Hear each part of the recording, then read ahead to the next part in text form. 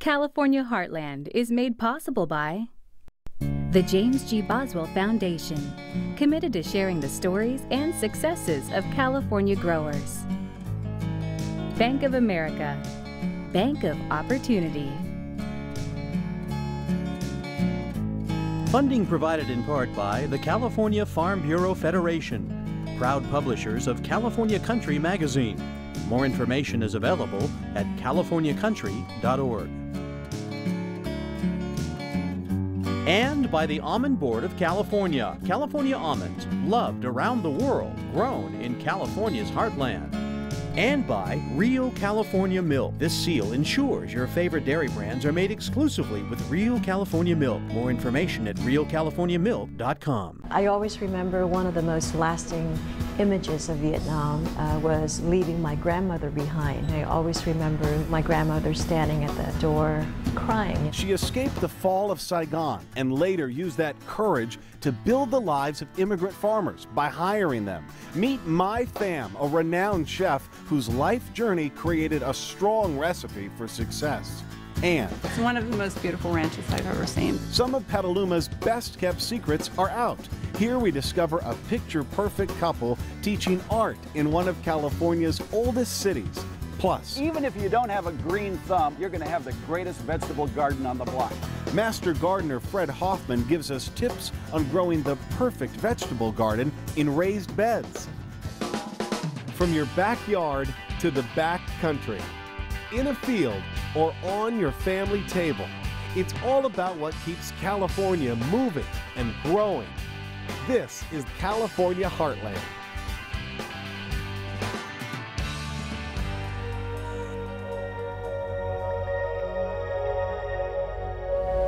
My family and I came over from Vietnam. We actually fled Saigon a couple of days before the fall of Saigon on April 30th, 1975. Like the experience of so many Vietnamese refugees in this country, it was a very traumatic time for us. We were basically plucked out of our homes in the middle of the night. And I always remember leaving my grandmother behind. And as we were leaving, I always remember, you know, my grandmother standing at the doorway there and crying.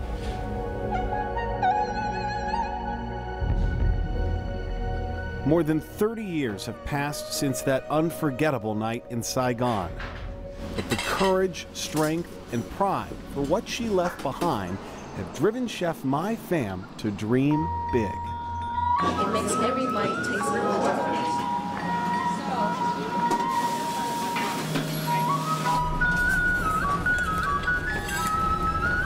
I've got some lettuce here. We put it on the bottom. You're checking every dish. Yeah, it's sort of my job. You know, one of the things that's challenging about food is that every single detail, every single movement has to be correct. Mai's attention to detail here at Lemongrass Restaurant includes using the freshest ingredients possible, most grown by this local family, Ken and Juan Pham. They provide all of her exotic herbs and vegetables. Oh my gosh, look at these beautiful, fresh basil. It's a great story. I met them many years ago when I first opened the restaurant, almost 20 years ago. And I was looking for fresh herbs. Back then it was very difficult to find any of these ingredients. And they were at the farmer's market and they had 2 small baskets every weekend. And I would go there and buy everything that they had. And I asked them if they would grow more so that we could, could have them at the restaurant. It was very difficult. They didn't speak any English. And so what they did know how to do was a little bit of farming. But Mai knew a little about business. And when she combined that with her dedication to her Vietnamese heritage, she planted the seeds for a long partnership, helping people from her homeland help her.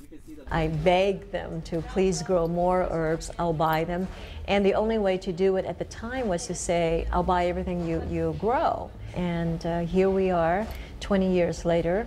We're still buying from them, and we have wonderful, beautiful herbs, especially in the summertime.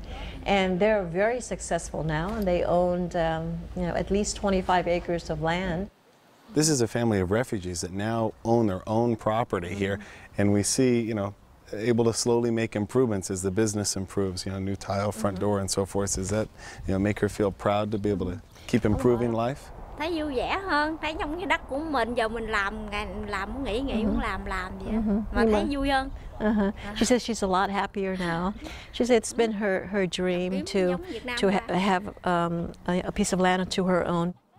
Mai's struggle to get where she is today is something she never loses sight of. It's why working with farmers like Ken and Juan means so much to her.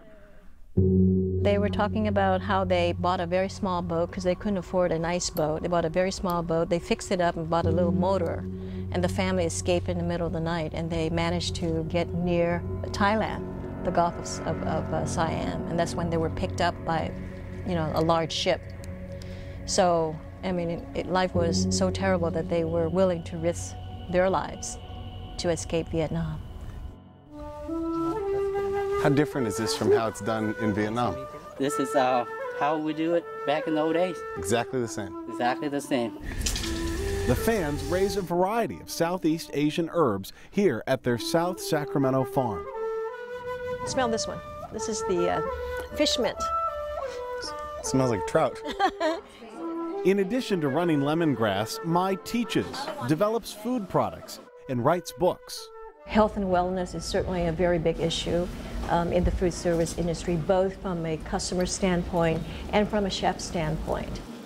So while Mai carves a niche in the fresh and healthy food arena, she's also managed to launch this family of refugees into a world of independence by creating a valuable relationship that grew out of mutual need. Well, it's very much an immigrant story. It's a refugee story. We were, you know, political refugees. When we came here, we had no idea of what the future would hold. Yeah, she said that this is what they know how to do, and they just they want it. There's this great ambition of there's a dream that they need to fulfill.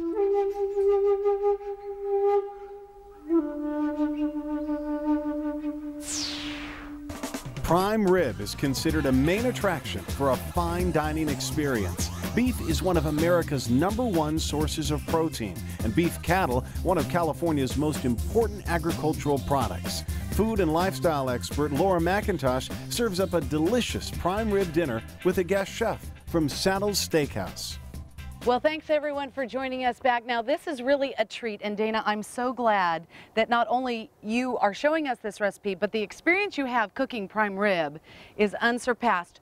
Look at the size of this prime rib, #1, and #2, how many prime ribs do you cook a day at Saddles? About 6. About 6. So we're going to get all the information from the expert so that we can do it at home nice and easy. When you go into the market, they're going to either sell it as a prime rib or a rib roast. Okay. You need to have at least 4 bones for the prime rib to cook properly. All right, 4 bones. For this, you're going to feed between 10 and 12 people. Perfect. Even if a few of them are big eaters. Okay, good. Okay. Good. So what we're going to do is we're going to coat this prime rib with a rub. This is my rub, which I make for the restaurant in huge quantities. Well, for that many, I would imagine. What I've got in this is juniper berry. Okay. Whole black pepper. All right. Whole mustard seed. I have some whole fennel seed. Oh yeah, look at that fennel. Okay. And these we grind together, and then we toss it with sea salt. What you really don't want to use is table salt. Right. Because it's going to make your roast very salty. So we're actually going to apply a little bit of olive oil. We're going to put a little bit on, and we're going to rub it all over. This particular olive oil is what's called a monocultura. It is an olive oil that's made from a single type of olive. Ah, right. In this case, it's the picoline. Mm-hmm, the little itty bitty. And these are also known as finishing oils because they're almost too good to put in anything. So this is the type of oil that my Italian aunt would drink at night before she goes Correct. to bed. Yeah, correct. And she'd be very lucky if she did. Yes, she did. All right, how much of the... You want to crust the rub on pretty generously. I will mention that there are lots of rubs that are available on the market that are pre-made that you just buy in little cans, and they are all perfectly fine. Some of them are really nice. Okay, good. I grind all of these together in my coffee mill. Oh, nice, yes. And just make sure you clean it out really well before you have coffee. Okay, so I believe that we are good to go here. Our oven is at 300 degrees. We're ready to pop it in. We have one already in the oven. And the trick to prime rib, right, is letting it sit after you get it out. That is correct. How long will we let it sit, Dana? 15 to 20 minutes. So we'll go ahead and put this one in. Look at that. I think it looks absolutely beautiful. A little heavy, but beautiful. It's one thing to watch the recipe being done. It's another thing reading the recipe on the website, but then to see the final plate really gives you that feeling that not only you can do it, but it's gonna taste great. Okay, so we're gonna cut that and see what it looks like? Yes, we are. All right. And I have a big meat fork here that is very helpful for lifting it off of the pan. Yes. All righty.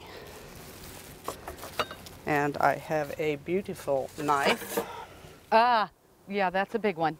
And remember, everyone loves to do prime rib whenever you can get it and whenever you have a great party and you want to do something top-notch. This is one of the recipes that you want to do. And I'm going to set that piece right here over on its side. Look at how gorgeous. See, this is perfect. I would be very, very, very happy. All right, and then we'll present the rest on a platter that can go onto your dining room table. Look at this. Are you happy? I'm happy. Happy with horseradish, au jus. Look at that gorgeous piece of prime rib right there. Are you intimidated? I don't think so, because we did it here outside on Bringing It Home. You can do it in your kitchen. Dana, it's not that heavy, man. It's beautiful. I love it. Hi, my name is Camilla, and this is my California Heartland. I take care of the sheep. I feed them and give them water and give them alfalfa. This is their grain. This is Tinkerbell. Tinkerbell's my favorite one. They're all eating the weeds around the garden. I like taking care of them a lot. Thank you for seeing my California Heartland. Just 20 minutes east of Los Angeles, in the town of Sierra Madre, stands a stunning Victorian house. And behind it, a dirt driveway that leads people back in time to an old-fashioned barn, acres of 100-year-old citrus trees, and a tiny gift shop. Hi, how are you? Nice to see you. It's here where you'll find Jeff Ward of E. Waldo Ward & Son interacting with their loyal customers. Shoppers like Robert and Norma Broyles don't mind crowding into this tiny space because they say the Ward family makes and sells the best gourmet jams and jellies in Southern California. It's just a very old-fashioned setting that really reminds me of my childhood, because I'm ancient. I'm in my 70s, and so you don't ordinarily think about a neighborhood where you can come up a country road and go shopping. Not in Los Angeles County, especially. Yeah, we feel very lucky. I mean, being in a residential area, the town kind of grew up around us. Look at these trees. Good crop on them. The popular jam comes fresh from these old trees and is the driving force behind this small farming business started in the late 1800s by Jeff's great-grandfather, E. Waldo Ward. My great-grandfather came to Sierra Madre in 1891 from New Jersey, and he had the idea to make marmalade that rivaled orange marmalade coming from England at that time. So when he felt he perfected the formula, he started the company in 1917. So we've carried on his tradition, you know, the same recipes since he began. It's just been a business that's evolved over the years, and nobody really had plans to make it last that long, over 100 years. During the Depression, when times were tough, he had to sell a lot of the property off. Your dad always says, go get the bottom ones first. This family passion has spread to the fourth generation of Ward family jam makers. Their recipe for success? sticking to their great-grandfather's formula of high standards, using only the freshest fruit, and above all, having a close-knit, hard-working family. We worked on the farm here pretty much starting from the time we were little. I think between 5 and 6 is when I started over there, sweeping floors, and then it just evolved into bigger jobs. We eventually started pouring jam, and that was way before we actually had the big machines. We would earn ourselves a Coke out of the Coke machine for like 10 cents. Right. That was our pay.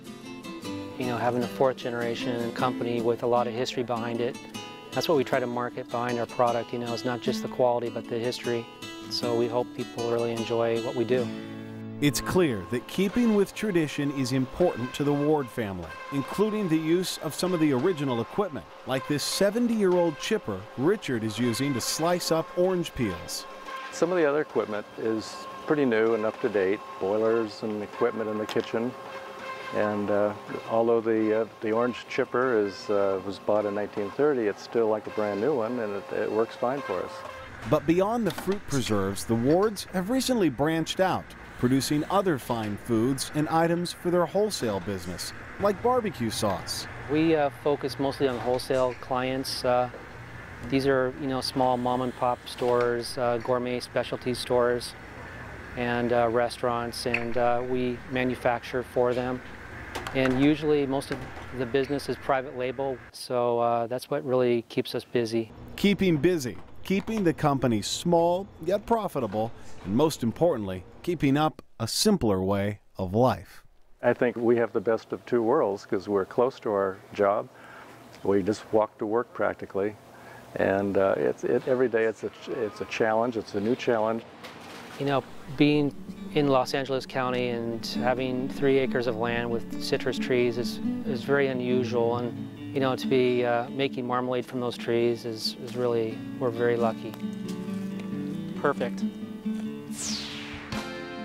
Pack your bags and grab your boots. It's time to hit the road with the Ag Traveler. Petaluma is one of California's oldest cities. For 150 years, this Sonoma County capital of chickens and Cabernets has provided a picture-perfect backdrop for tourism all year round.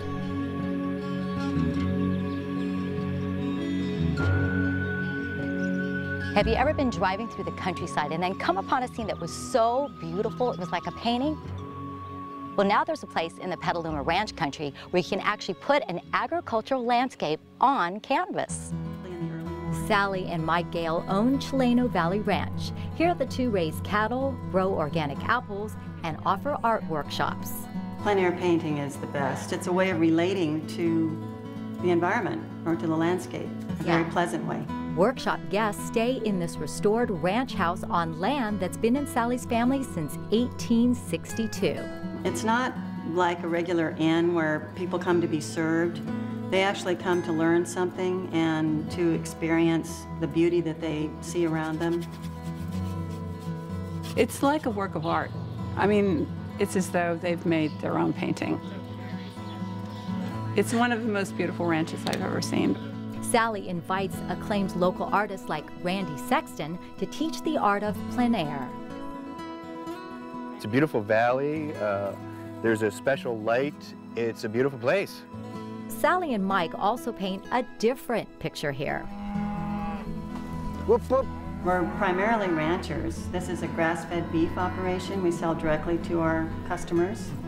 Quarters, halves, and wholes. We have organic apples. We have a U-pick operation from August until November.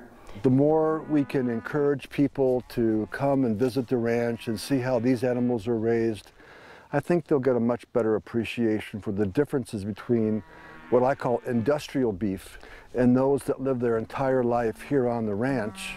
Have you ever been in any of the paintings?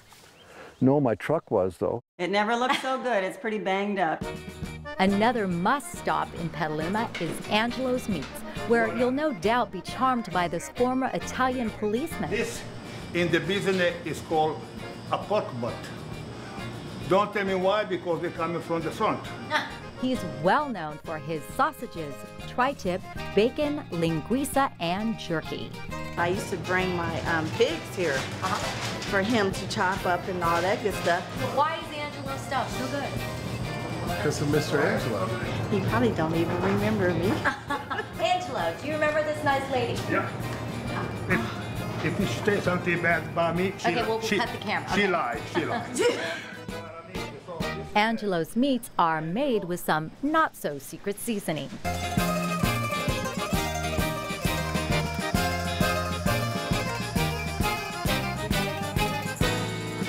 There she is.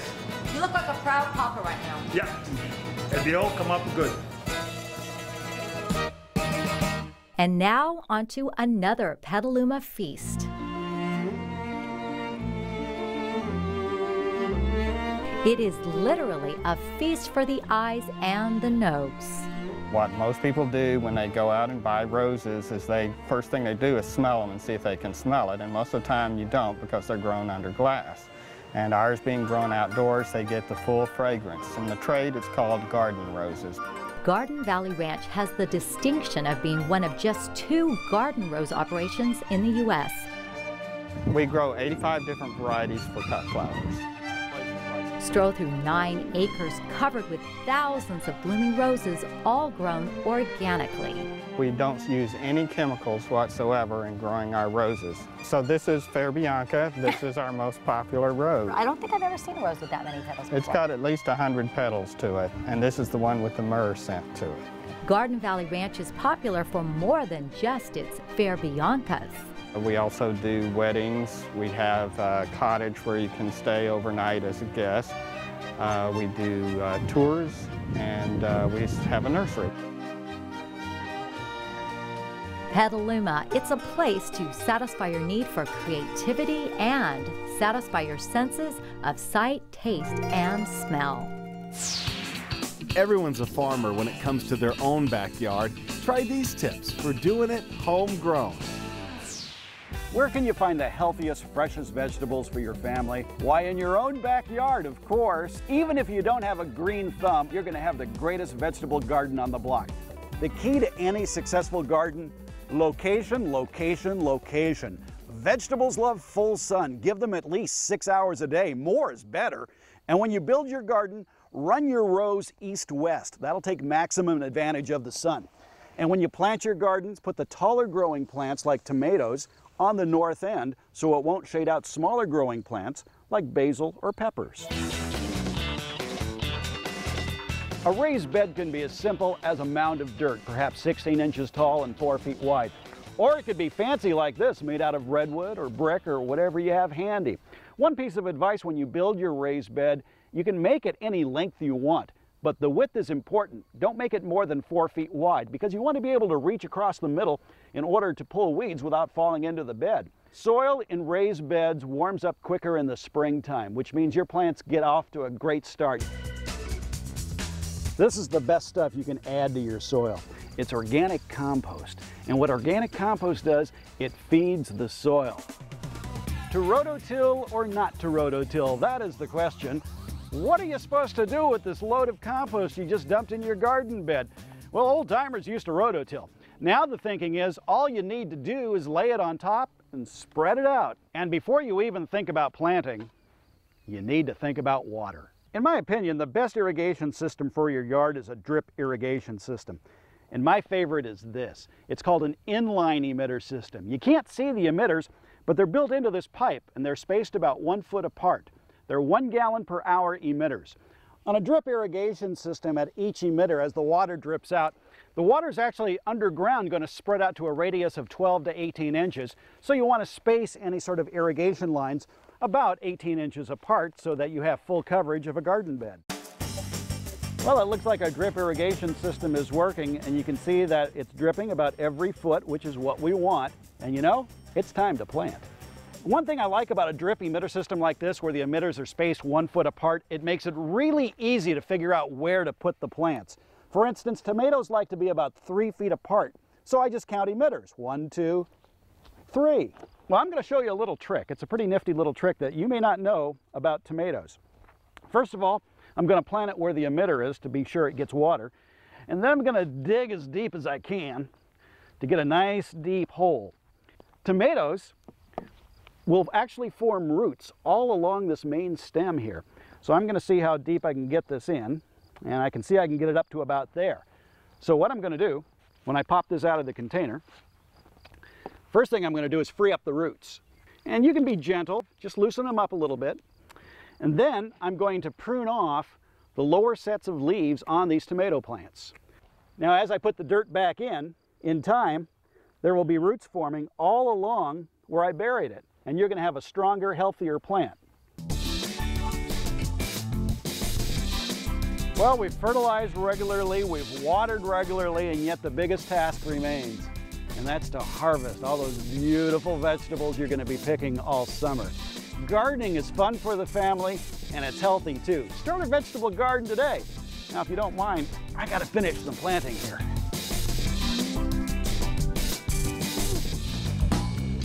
That's California Heartland. For more information on any of these stories, go to californiaheartland.org. I'm Chris Burrous. We'll see you next time. The cows want to get in this. Follow me to the garage. Yes. To order a copy of this show, visit us online or call 1-888-814-3923. The cost is $14.95 plus shipping. California Heartland is made possible by the James G. Boswell Foundation, committed to sharing the stories and successes of California growers. Bank of America, Bank of Opportunity. Funding provided in part by the California Farm Bureau Federation, proud publishers of California Country magazine. More information is available at californiacountry.org. And by the Almond Board of California. California almonds, loved around the world, grown in California's heartland. And by Real California Milk. This seal ensures your favorite dairy brands are made exclusively with Real California Milk. More information at realcaliforniamilk.com.